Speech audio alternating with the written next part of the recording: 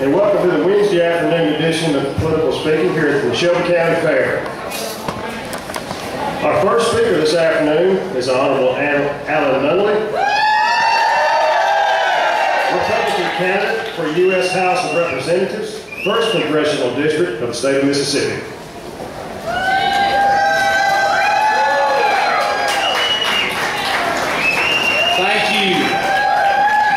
Thank all of you that came down from the 1st Congressional District to be here. I want you to know I appreciate it. This is my bride of 28 years, Tori. I could not be here, could not be undertaking this without her encouragement and support. Thank you, Tori.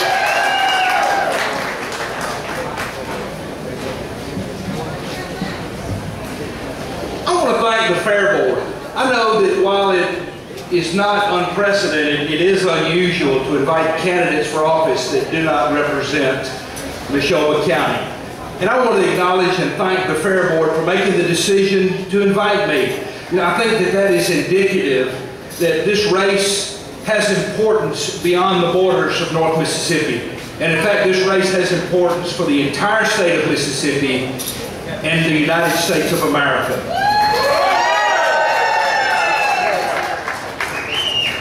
Together, we can write history.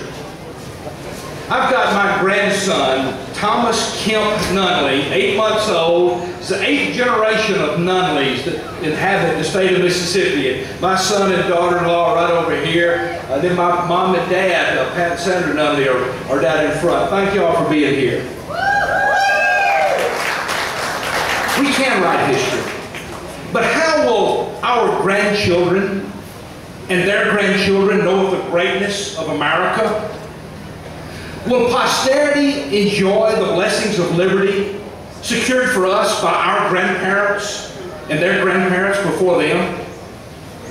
Will these children live in a land of opportunity that we enjoyed, where any boy or girl can grow up to be anything they want to become?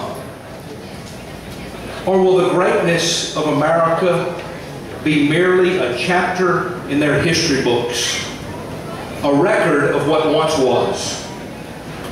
The answer to that question is in our hands.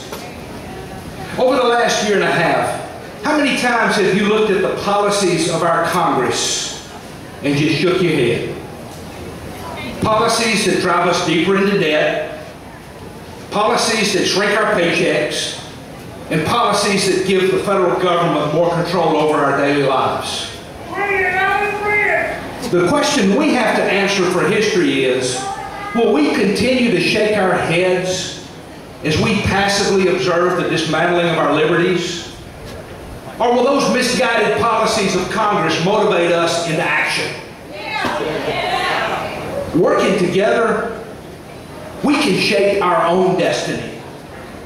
We can once again make our government a servant of we, the people.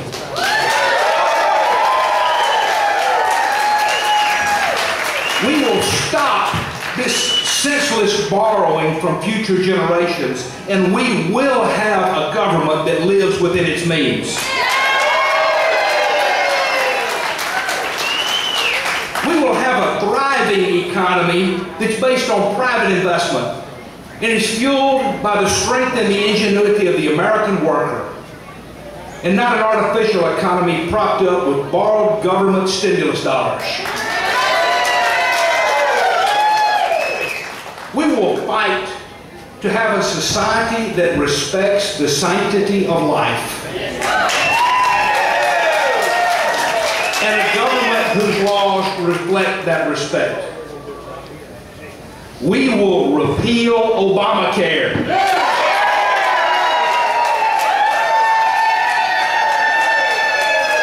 We will repeal Obamacare, and we will replace it with patient-centered health care reform. Because we know what's best for our own lives. We'll respect the Second Amendment, because we know that the 10 planks of the Bill of Rights are all tied together, and you cannot weaken one of those rights without weakening them all. We will secure our nation, and that begins with strengthening our own borders. And then we will treat terrorists as enemies and not give them the rights of the very Constitution they wish to destroy.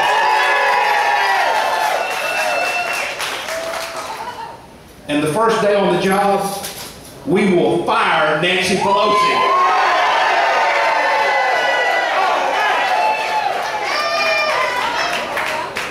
Can you honestly look at the record of this Congress and say, good job? No. Can you look at the state of our economy and say, keep up the good work? No.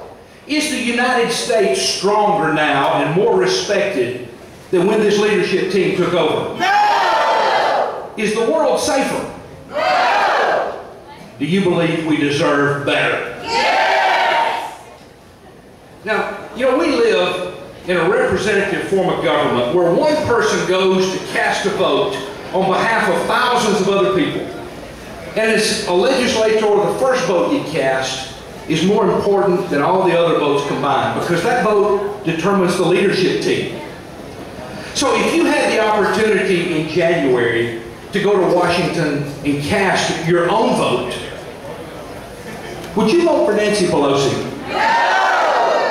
Would your friends, your family, your neighbors vote for Nancy Pelosi? No! You know, I've been asking this question all over North Mississippi since August the 1st. I've had one man raise his hand and said, I gotta be honest, I think my neighbor probably would vote for her. Well, I thanked him for his honesty. He said, no, you don't understand. My neighbor is our congressman. Well, that's the problem. You know, my mom's here. My mom taught me growing up that you're known by the company you keep. Well, our congressman has shown that when they need him, he's willing to stand with Nancy Pelosi and the likes of Barney Frank. In fact, Barney Frank has had 3 fundraisers for our congressman. Now, I don't know about you, but that's not the Mississippi that I know. And when it came time for a vote on health care, he waited until 2 days before the vote and then announced he was against it. And then 2 days after the vote, he said, yeah, but I'm not going to be in favor of repeal. Well, are you against it or are you for it? We don't know. Now, our task will not be easy. In fact, already we have seen evidence of attacks from the most radical of the left wing. Pelosi and her crowd are not going to give up easy, because they know if they lose North Mississippi, they lose their jobs. So today, I'm asking you to join me. This is not a campaign of one man for an office. This is a crusade to save America.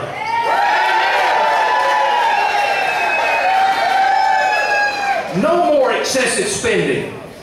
No more borrowing from our grandchildren and our great-grandchildren. No more corporate bailouts. No more cap and trade. No more government intrusion. No more closed-door, backroom deals. No more Obamacare. No more ignoring illegal immigration. No more attacks on the traditional family. And no more Nancy Pelosi.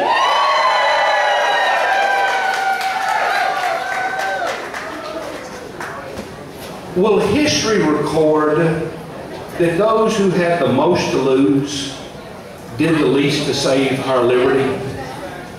Or will we, like the greatest generation, answer freedom's call? I believe we will answer the call, because I believe America is worth saving. May God bless you, and may God bless the United States of America.